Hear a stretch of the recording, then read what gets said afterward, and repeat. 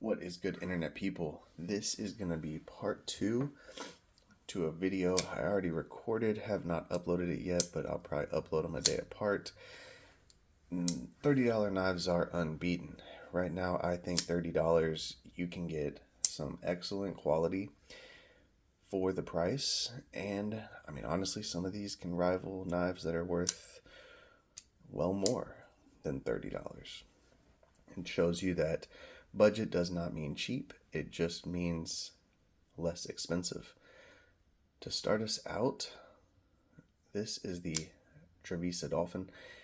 This one was not in the first video, mainly because it is a front roll only, so it is not one that I would recommend everybody to go get, but it is $25 and you are getting 14C 28N on the blade steel, which for that price, that is awesome. Like I said, you got a front roll only, and then it is like I guess they call that a Japanese front roll. I don't know, but you got to be careful. Your middle finger definitely gets on there. It's got some very aggressive jimping, which makes the front roll easier, and I like the jimping, honestly. And once you're locked in on this knife, even if the liner fails, the back here is being held by your palm, which is kind of cool. It's got a good cutout here for the lock bar, for the liner lock, but they did not chamfer the liner at all, so it is a hard angle there, which does kind of dig into you a little bit. If this knife speaks to you, you do get a deep carry clip, non-reversible, wood on the handles, and then steel on the bolsters. It is a good knife for $25, but that front roll is a little ridiculous. Next, you got a Critical Strike Zulu. This is Kunwoo's budget brand. This one is in VG10. You have got a button liner lock, front liner, I should say, with a lockout switch. The thing about this knife, and maybe not all of them are like this, but when you press the button, when the lock is engaged, you can hear the blade rattle just a little bit, which does scare me, and you can see the liner is still trying to slide over, which also scares me a little bit. If I have a lock on something, I want it to be truly locked out, and I think the reason they put the lock is when you're gripping this knife, your finger is pretty much right there, so if you're really getting on it, and then when you do the choke up, my middle finger is right there. I mean, if that lock wasn't in, I would be engaging it. So I didn't put this one in the first video because of that reason. This one does have rear flipper, opening hole, and thumb studs. It's a big boy knife. It is cool, but I don't love the position of the button, and then the fact that it does try to engage even when the lock is being used. Next up, a smaller knife company that I just wanted to highlight here. We got 704 Gear. They have quite a few knives in this price. I have a couple of them. This one was just the one I had handy, and I wanted to put a crossbar lock in this video. You got a reverse Tonto blade with a little bit of a belly to get down on it. Good for precision cuts, utility cuts. I like that the crossbar studs are a little bit elevated here.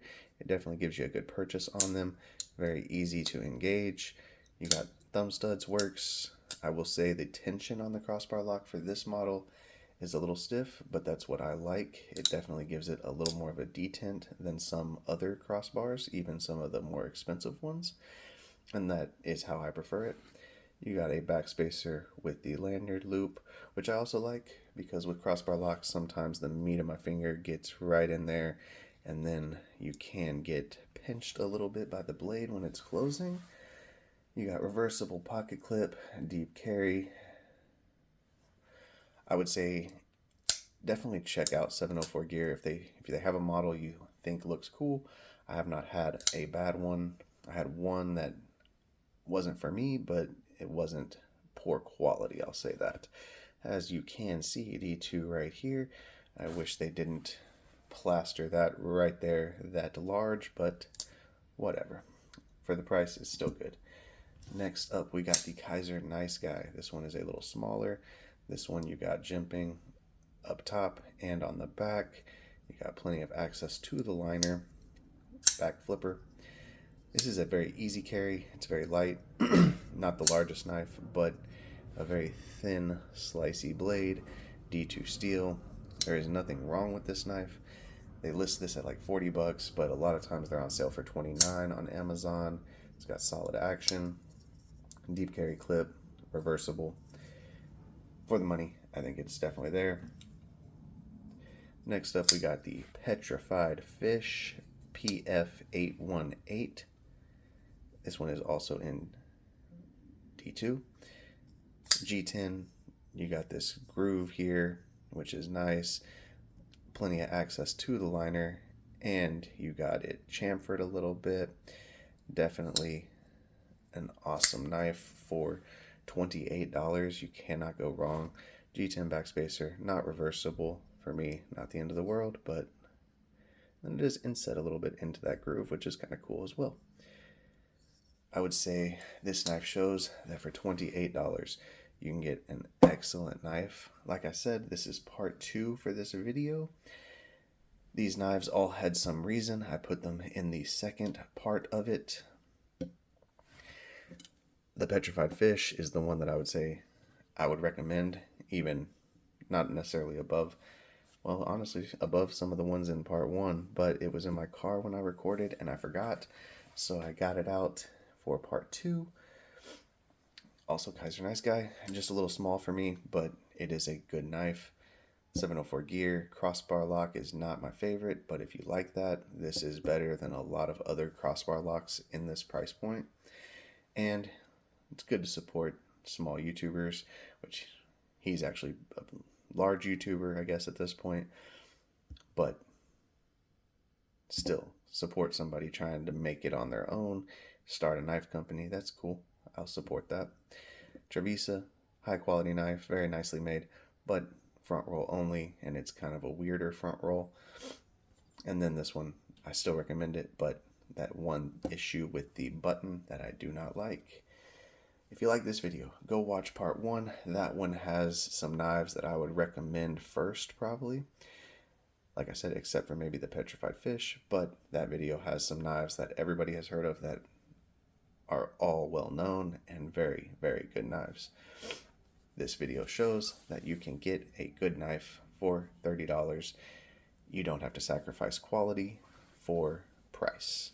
Thank you guys for watching. If you did not like the video, please downvote it.